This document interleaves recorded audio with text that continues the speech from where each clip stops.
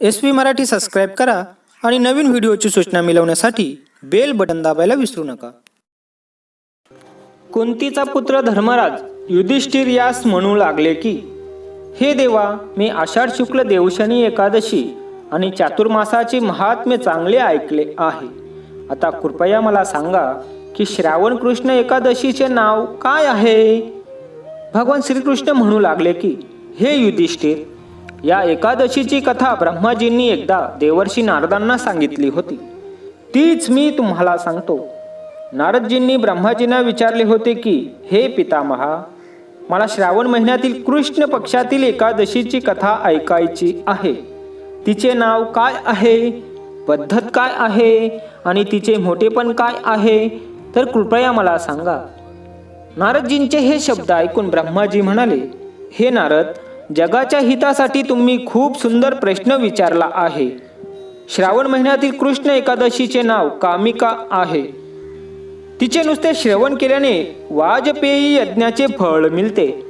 या दिवशी शंख, चक्र, गदाधारी भगवान विष्णूची पूजा केली जाते, ज्यांची नावे श्रीधर, हरी, विष्णू, माधव, मधुसूदन आहेत। त्याची पूजा करून जे फळ मिळते ते ऐका। गंगा, काशी, नैमिषारण्य आणि पुष्कळ स्नानातून जे फळ मिळते ते भगवान विष्णूंच्या पूजेने मिळते। कुरुक्षेत्र आणि काशी येथे सूर्य आणि चंद्रग्रहणात स्नान करून, महासागर, वनांसह पृथ्वीचे दान करून, सिंह राशीतील गोदावरी आणि गंडकी नद्यांमध्ये स्नान केल्याने जे फळ मिळत नाही ते भगवान विष्णूच्या पूजनाने प्राप्त होते। देव, गंधर्व आणि सूर्य इत्यादी सर्व देवांना श्रवणात पूजणारे लोक, त्यामुळे ज्या लोकांना पापाची भीती वाटते त्यांनी कामिका एकादशीचे व्रत अवश्य करावे आणि भगवान विष्णूची पूजा करावी। पापाच्या दलदलीत अडकलेल्या आणि जगाच्या समुद्रात बुडलेल्या लोकांसाठी या एकादशीचे व्रत आणि भगवान विष्णूची पूजा करणे अत्यंत आवश्यक आहे। पापांचा नाश करण्याचा यापेक्षा चांगला मार्ग नाही। हे नारद, कामिका व्रताने आत्म्याला कुयोगी मिळत नाही असे भगवंतानेच सांगितले आहे। जे लोक या एकादशीला भगवान विष्णूला भक्तिपूर्वक तुळशीची माळ अर्पण करतात ते या जगातील सर्व पापांपासून दूर राहतात। भगवान विष्णू रत्न, मोती, रत्ने, आभूषणे इत्यादींनी जितके प्रसन्न होत नाहीत तितके तुळशीच्या माळेने प्रसन्न होतात। तुळशी दल पूजेचे फळ 4 तोले चांदी आणि 1 वजन सोन्याच्या दाना एवढे असते।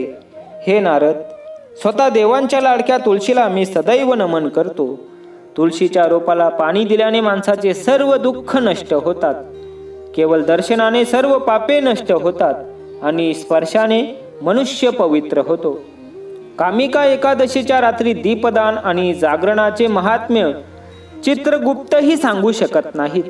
जे या एकादशीच्या रात्री देवाच्या मंदिरात दिवा लावतात त्यांचे पूर्वज स्वर्गात अमृत पितात आणि जे तुपाचा दिवा, तेलाचा दिवा लावतात ते 100 कोटी दिव्यांनी उजळलेल्या सूर्य लोकात जातात। ब्रह्माजी म्हणतात की, हे नारद, ब्रह्महत्या व भ्रूणहत्या या पापांचा नाश करणाऱ्या या कामिका एकादशीला मनुष्याने उपवास करावा। जो मनुष्य कामिका एकादशीच्या व्रताचे महात्म्य भक्तिभावाने ऐकतो व पाठ करतो तो सर्व पापांपासून मुक्त होऊन विष्णू लोकात जातो।